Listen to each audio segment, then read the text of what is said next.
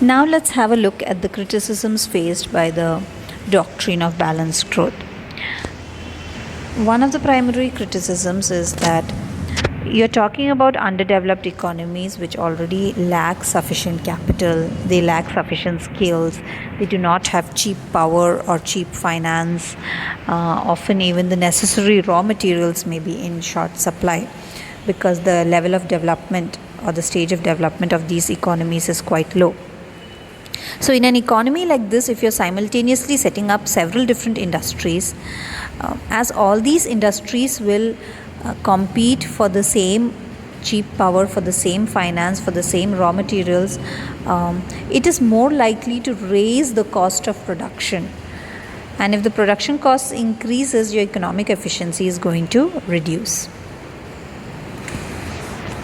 The second criticism was mainly leveled by Kindleberger against this balanced growth concept. He says that, especially against Nerks's theory. So, he says that Nerks does not consider the possibility of cost reduction in the already existing industries of the underdeveloped economies. If you are able to, there will always be some industries already existing in all of these underdeveloped economies. So, if you try to reduce their costs of production, you're automatically making them more efficient producers, you're making them more competent, they will be able to face foreign competition better, and so on. And if the production costs reduce and they become more competitive, maybe they can perform better in the foreign markets and so on, and bring in more foreign exchange revenue, fund more development. So such a possibility is not even considered by Knox. Similarly, we are talking about limited supply of essential factors of production existing in these underdeveloped economies. So, in such a situation, when a large number of industries are set up simultaneously, the demand for these factors will definitely increase. This would increase the costs of the factor costs. Also, like Kindleberger said, Nerks ignores the already existing industries or firms of the economy. When you simultaneously set up a large number of new firms, you are actually bringing up competition or putting the existing firms into difficulty, because their demand for their goods will fall down as there are several other new firms coming in. Now, Hirschman, A.O. Hirschman, Albert Hirschman, he is the one who propounded the unbalanced growth theory. We shall be learning it next. He says that the balanced growth doctrine fails as a theory of development. So it is not talking about how you can change, or the process by which you can change from one type of economy to a more advanced type of economy. Rather, it is talking about superimposing a very self-contained, self-sufficient modern sector on an existing stagnant traditional sector. So it is encouraging a dualistic pattern of development, and it cannot be an actual solution to the underdevelopment problem of such economies.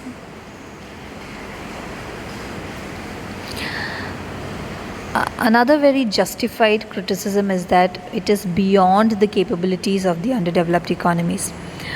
We start off by discussing the various characteristics of underdeveloped economies. We are saying they lack necessary entrepreneurship skills, they lack necessary resources, knowledge and capital are limited in supply. When you're talking of such limitations, your prescription should keep in mind these limitations.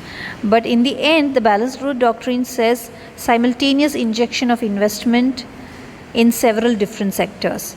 Now, this investment requires capital, requires skill, knowledge, resources, entrepreneurship skills, and all such capabilities if you want it to be a success. If all of these are in short supply in an underdeveloped economy, how will it overnight have enough of such factors to make the balanced growth doctrine a success? So, Hirschman says, and several other critics say, that this theory is quite contradictory, self contradictory.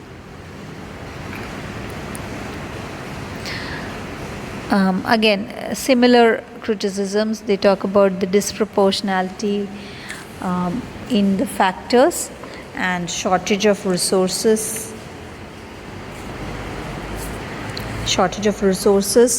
which are the problems faced by these countries. Disproportionality of factors, I mean, for example, say in some countries, most of these underdeveloped countries, the labor is in abundance, but the capital is in shortage, right? Unskilled labor is in abundance, but skilled, educated, technically qualified labor is in shortage. We have workers, but entrepreneurial people with entrepreneurial ability, entrepreneurial sense are less. So when you have such disproportionality in factors, to get the balanced growth doctrine to work in your favor, it will become very tough. Similarly, you're talking about shortage of resources, especially capital, and at the same time you're saying that you need to simultaneously invest a large amount of capital in several different sectors. So practically carrying out balanced growth doctrine in an underdeveloped country seems to be very difficult. Another criticism against the balanced growth doctrine is that it is based on the assumption of increasing returns. That is, as if you remember what increasing returns is from your micro lectures, as you produce a larger and larger quantities, you will be able to produce them at lower per unit costs. And as you are producing them at much lower per unit cost, the profits that you can earn, the returns that you can earn from such production is bound to increase. But this will happen only when you are producing large levels of output.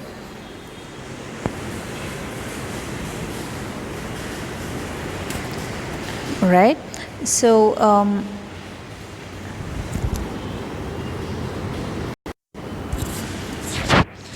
so when you're talking about producing large levels of output, there should be a demand for it, and often closely related industries could turn out to be competitors rather than complementary to each other. Examples that are given are an underdeveloped economy might be confused or might have to choose whether to invest in a railway line or in a roadway between 2 points.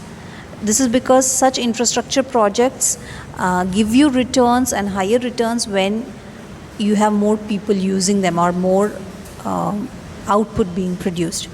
So these are large scale projects. There will be a competition between whether you want to invest in an oil refinery or in a steel mill.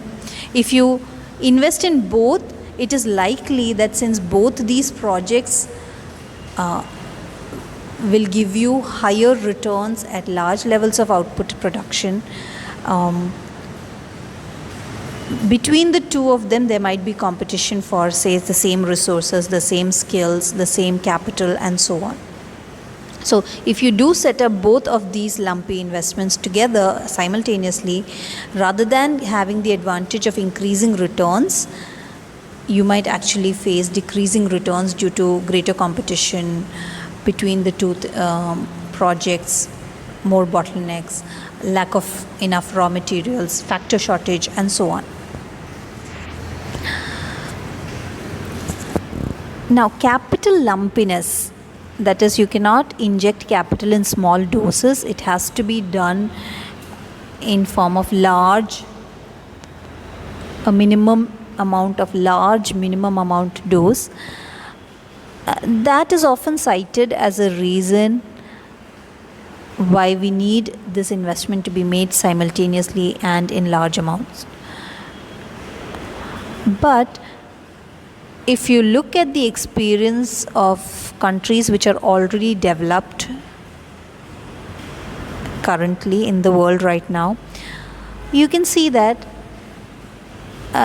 throughout their history there have been many services, essential services, that have been provided at even low initial costs. So they have managed to succeed to build up social overhead capital and other facilities, even though they have not invested a large amount of capital in a bulky manner. So why should the underdeveloped countries be forced to do so? There are other ways possible.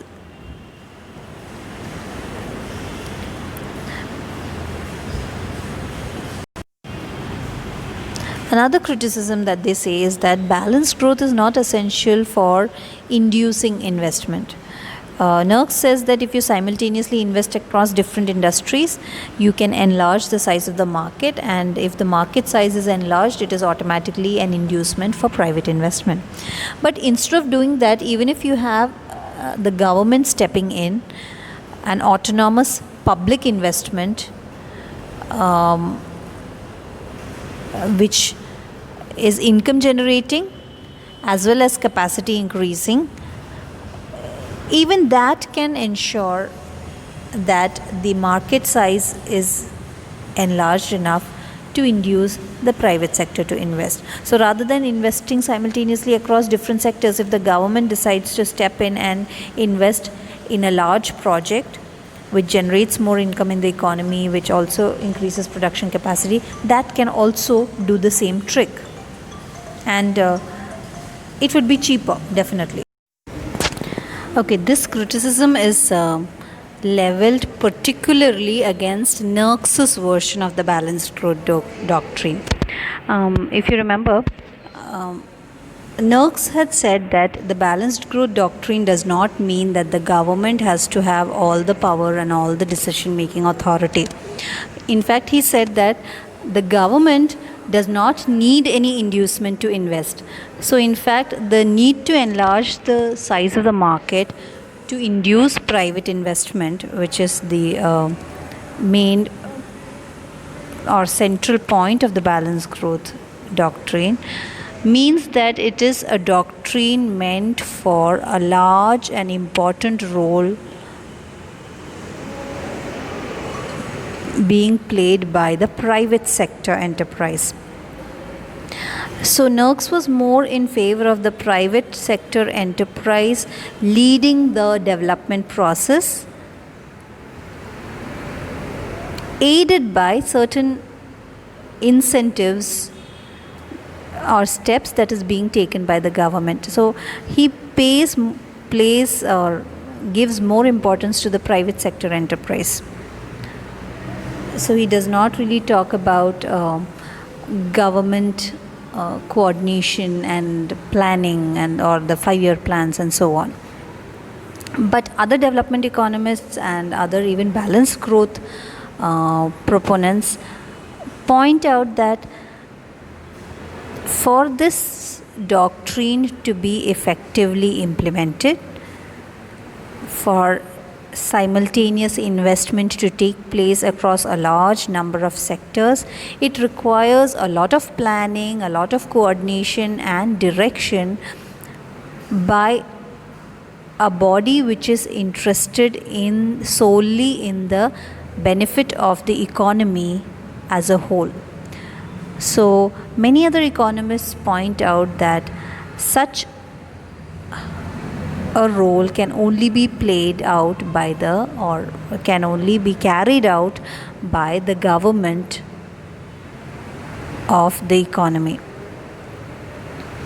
Remember, this criticism is leveled against NERC's version of balanced growth theory. I think people like Rodin and even Lewis do talk about the importance of government and government planning.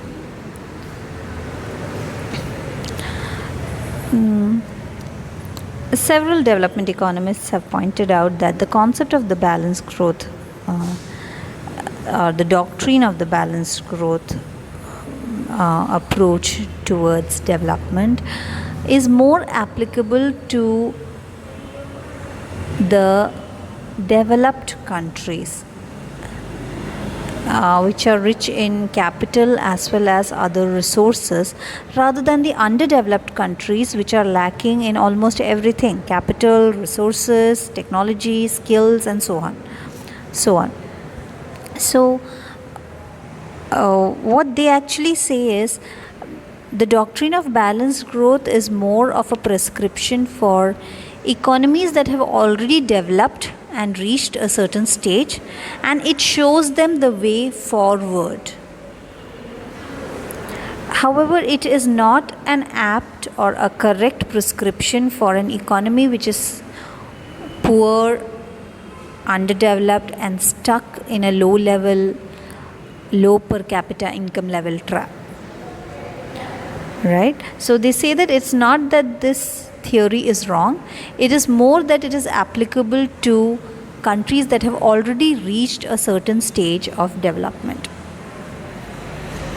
The last criticism that I have noted down or written down here comes from Albert O. Hirschman and the proponents or the followers of the unbalanced growth theory, those who favor that. They say that scarcities and bottlenecks are what encourage growth by providing the stimulus and the need for innovations, inventions, and revolutions that can lead to the ultimate growth. This has been seen from the experiences of several countries that today they are developed, but at one stage in the past they were quite underdeveloped. Right? The Industrial Revolution, innovations in simple machines, the power loom, and so many examples that have been stated. All these innovations, inventions, and revolutions happened because there was some sort of scarcity, there was some sort of bottleneck that prevented production from happening, that prevented development from happening, and they provided the stimulus for change, and this ultimately led to growth, and this ultimately led to these countries reaching the developed country stage today. So as a final conclusion, it is Dr. Singer's words that we use, that balanced growth is something that can be applied to the subsequent stages of sustained growth rather than for breaking the deadlock of the low level of per capita income within which the underdeveloped countries are stuck. Thank you.